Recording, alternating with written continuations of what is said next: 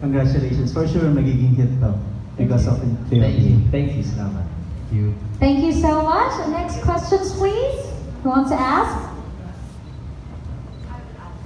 Tita Baby. Really? Yes po, ma'am. You said you were doing your old songs. Mhm. How old are you going? Far back? Parang panahon pa ng hapon ako pinanganak. How far back are you going? Like how far back do you know? Urgently in love? Oh my God, no, I won't be doing that.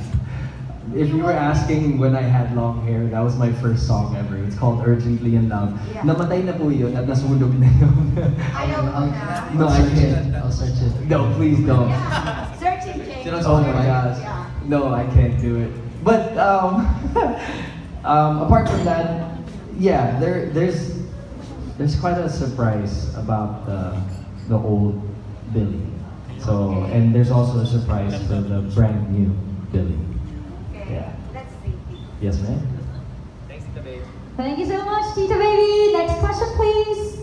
Next questions? Anyone? From this table? Sorry. Meron ba? Anyone else who wants to ask questions? Ang tahimik. Ayun na Oo nga eh. At the back. Hi. Ask ko lang, yung individual. Pagdating sa music ba, malaki yung pinagbago ng mga genre ninyo? And ano yung sa tingin ninyo na influence ng isa't isa sa inyo? Kung Well, meron man. sa akin, actually, malaki ang difference. I mean, honestly, being on stage with James and Sam, it's a pleasure for me kasi I get to learn about, you know, what's relevant, what's now. Ito yung ngayon. And pero I guess the inspiration talaga is I'm really excited talaga for me personally to be in this creative camp that we have, and this is the crew. So lahat ng mga kanta namin, like I'm challenging myself kasi sa akin, the last time I came out with an album was 10 years ago. So it's a big challenge for me to come out with something na magugustuhan ng publiko, especially their age, you know what I mean? So I don't want to be too off. Something like Usher, for example, hanggang ngayon, Usher is still Usher, and he will always be that person, you know? So I want to come out with something. But congrats to Billy. Like, I have heard his new album and it's fun. It's really, it's fire. It's really good. And Filipina Girl pa lang, it's already an amazing song. He's making a big comeback, so I'm excited to see that in the concert. Thanks, brother. Appreciate it. Ako naman, hindi masyado nagbago yung sound ko. I was always pop R&B.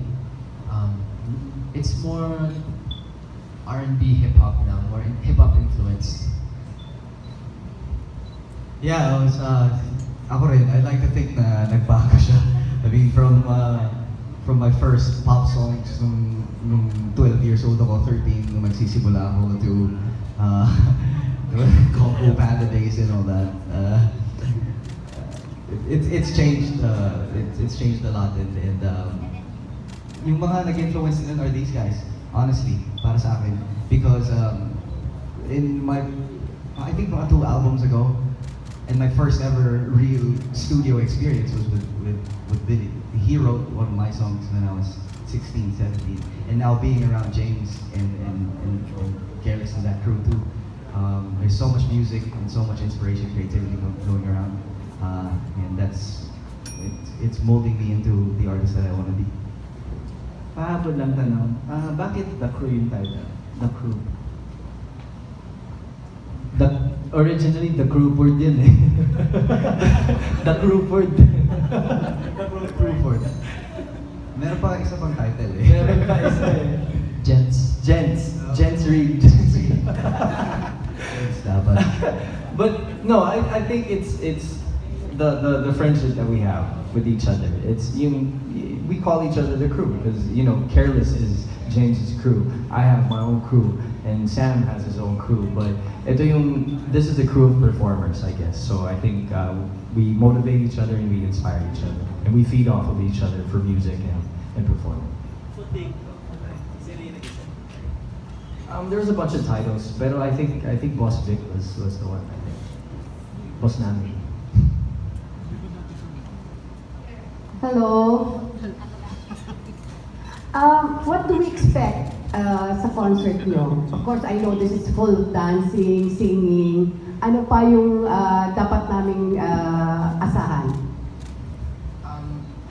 Besides the original music, the big dance numbers, we're really focused sa production value, on the visuals and the flow of the concert. We wanted to feel new. We wanted to feel really exciting and like a party, like a really big party the whole way through. And also, I think, gusto rin namin na kahit ganun kalaki yung venue na it's Araneta, but we're still gonna make it still intimate with our crowd. Yun yung goal namin, is malapitan namin and to have them have a wonderful time. It will be visually entertaining, plus, I mean, kikiligin sila sa moments. It's ups and downs of emotions ang gusto namin iparating. And seamless, yung wala talagang tigil, putol, or whatever, it's just tuloy-tuloy lang po. That's our goal. Is 2 hours of non-stop music and performance. Yun po. We want the audience to make sure, we want to make sure that the audience leaves the concert na nag-enjoy silang lahat. It's going to be non-stop, fun, at lagi may bagong nangyayari dun sa show. And to add to that, we want to be really close to the fans, and we want them right here. Taha. How involved are you sa choice of songs na kakantahin nyo at magiging part ng Very. repertoire? Lahat kami. We including ViVA, including ourselves, we did a meeting a few times and we really sat down for hours and thought of it na nag-usap kami. Kami po nag-conceptualize na rin nung kung ano yung takbo ng show. So, kaming tatlo po, actually. Paano papasok ang mga special guest nyo? Tita, manood na lang kayo kasi parang binibigay ko na sa inyo lahat. Ako eh, manood ako. Pero Pagkatapos kasi nung backstage, tap din. Meron kasing how do I explain this, bro? It's kind of hard to explain how they're involved sa concert kasi for the both of us, they're involved in our lives. And we know Sam is one of the best performers dito sa bansang to. And I believe that. And to have the counterpart of Sam, which is Yasi, to do a number, alam mo, it's gonna be exciting. So there's something special na mangyayari, of course, with James, something definitely special with me, and it will be also special. So hindi lang namin masabi kung saan namin nilalagay because we want it to be a surprise actually for the people. thank you, here's Tito Mario Bautista. I would just like to ask James, are you aware that your Kuya Billy is a veteran child performer who started in the mid-80s? And then he really went big in Europe. He was a very big star there. Yes, I'm very aware. Actually, hindi pa ng 80s. 80s. Kala ko- Salamat ha! Kaya nga ako nandito para bumata eh.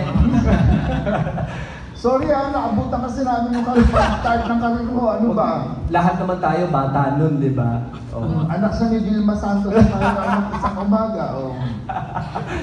Ay, salamat po. Diyos ko, Lord. But you know what? Being around them makes me feel young, honestly. It's all that. I just wish they give you the respect that you deserve. I think we respect each other equally po. We've been friends naman before this concert. Alam niyo po yun.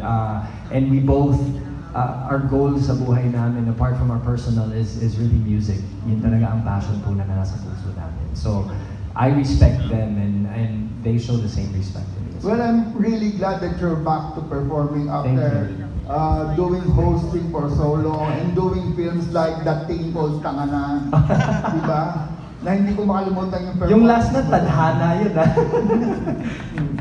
So, Thank kasi you. nasubaybayan ko talaga yung career mo, kaya I'm so thankful na you're back to where you're really good at. Thank you very much. Alam niyo po, itong part ng buhay ko ay very special and it's been a blessing po sa akin dahil binigyan po ako ng opportunity na mag-host for such a long time and to learn sa craft na yun. Pero I stopped for almost 10 years sa music. Yes. And to be back now, it's because of the people that are surrounding me. And ito, mga katabi ko, even Marcus Davis, who like literally did the entire album. And you know, kung mabenta man siya o hindi, this is the project or this is the album that I really put my heart and soul into.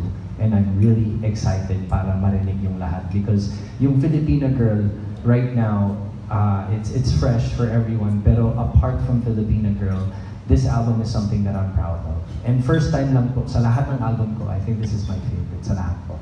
I hope Filipina Girl will connect you again with your fans in Europe also. Yes. So that they can be aware that you're back into singing and performing.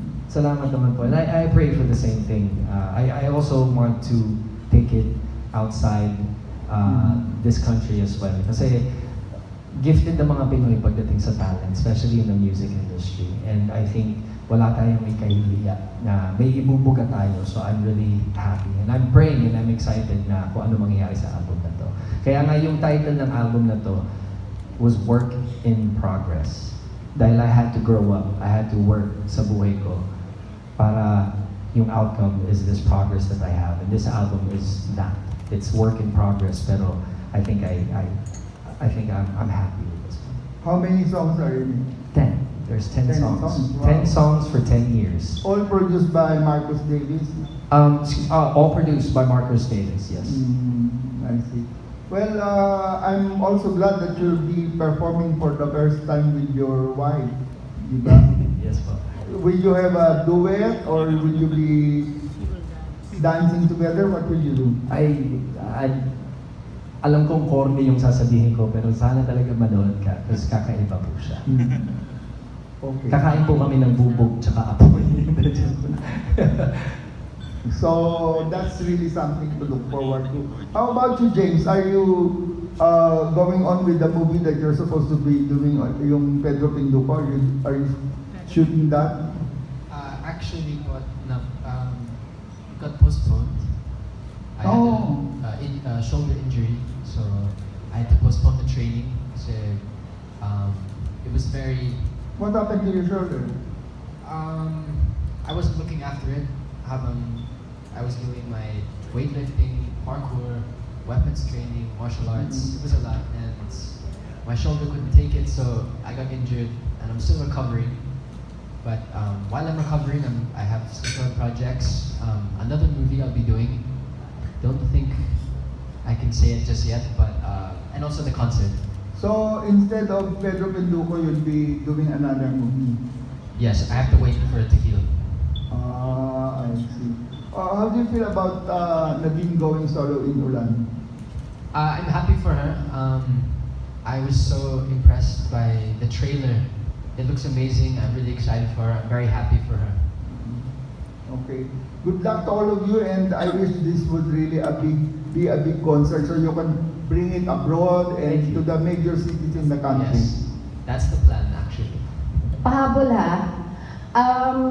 Kasi yung mga special guest nyo, si Nadine at syempre si Colleen, may attachment sa dalawa. Sam, hindi ka ba nainggit dyan sa dalawa mong kasama? Nainggit po ako. Kung may kilala po kayo, tita, text niyo po ako. Yeah, no, pero Yas is a very, very close friend of mine, very good friend of mine. And like I said, kanina, I couldn't have thought of anyone better to being in the performance, to be in my set with me. We see a lot of Yasi on TV right now. Nakikita natin siya every day. But I think, and I say this to her all the time, parang, and she has new music out right now sa wakas, yung bago niyang kanta. She has a lot to do and to offer and to show in music and dance. And I'm